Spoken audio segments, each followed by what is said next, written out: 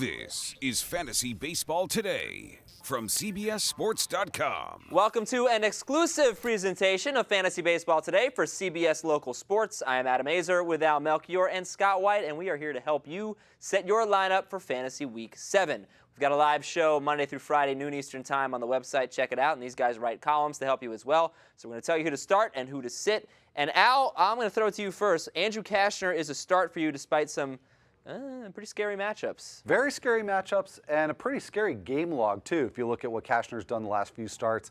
Strikeouts aren't there at all, just not really good performances. But I believe in the more extended track record for Cashner. I'm not sure if the strikeouts are going to come back or not for him. I'm not sure where he's at with that. But I know I can rely on him to be efficient, throw strikes, get ground balls, which is why with starts at Great American Ballpark and Coors Field, two very scary stadiums with two good hitting teams in them, I feel like Cashner can still succeed. Jonathan Villar, we're starting him.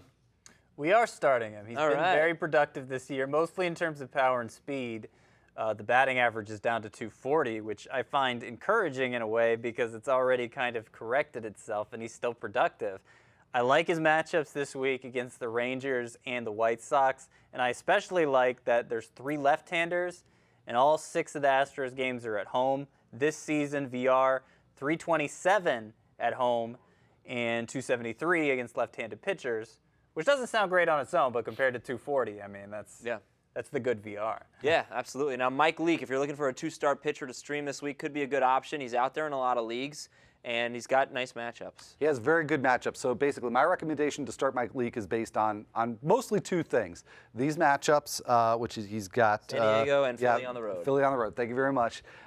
Excellent matchups for Leake, and the fact that if you're looking for a 2-star pitcher, the other ones you're going to see out there, not very good for the most part. So with these matchups, Leake gets a step above. Not going to give you a whole lot of strikeouts, but good enough control to beat the crowd. If you need a catcher, keep an eye on Yasmani Grandal. He's hitting for some power. He's getting more playing time, more at-bats in San Diego, and Scott says start him in Week 7. I do. And you made a pretty strong case there yourself for it because 5 of his last 6 games, the Padres' last 6 games, Grandal has played when earlier this season he was basically sitting every other game. They were trying to save his knees coming off surgery. They've needed offense. He's been providing it, 3 home runs in his last 7 games. So they seem more invested in starting him now. In 1-catcher leagues, probably not a great need for catcher. It's a fairly deep position this year, but in 2-catcher leagues, I think with his playing time on the rise, it's time to get Grandal rostered and potentially started this week. Okay, now the sits for Fantasy Week 7. Drew Smyly, coming off kind of a shaky outing against Houston, is at Baltimore and at Boston. Leading up to that start, he was pitching pretty well, but you say sit him this week? I say this week sit him, which is not something I'll often say about Drew Smyly in a 2-start week. But the one sort of Achilles heel for him is a high fly ball rate. And I do worry, especially about his start at Camden Yards against the Orioles, so I think he could get hit around there pretty well. Red Sox, also not necessarily an easy opponent, also on the road.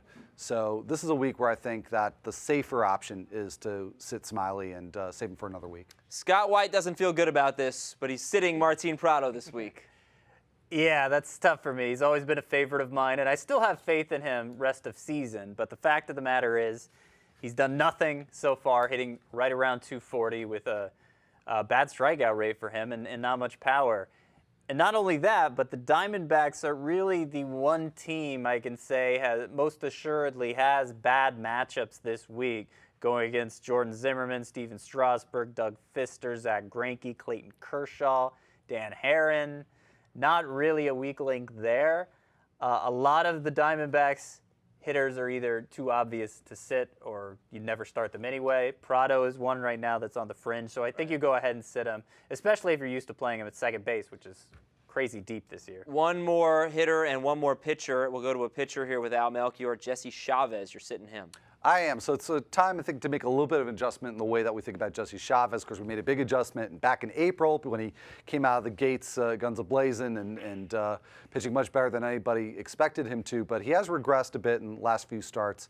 So I think Chavez is still somebody you could consider in 2-start weeks. But White Sox, I don't really like that matchup very much, even though it's in Oakland. And yeah, just not the best of weeks to start him. Finally, James Loney, Rays first baseman, is a sit for Scott White. Yeah, and as hot as he was just like a week ago, this is kind of why it was hard to get behind him in fantasy, because he can hit well for stretches. He might even profile as a 300 hitter over the course of the full season. But at first base, which is dependent on power hitters, Loney doesn't provide even close to the amount of power you need to start him when he's not hot. Has cooled off this week, few hitless games in a row, and the Rays have some of the toughest matchups of any team. So I would actually sit Loney. More start-sit advice available on the website. Check out the columns, fantasynews.cbssports.com. And watch our live show every Monday through Friday, noon Eastern time, at the same URL, Fantasy Baseball Today. So we will see you then. I'm Adam Azer for Al Melchior and Scott White. Good luck, everybody. This has been an exclusive presentation of Fantasy Baseball Today here for CBSSports.com.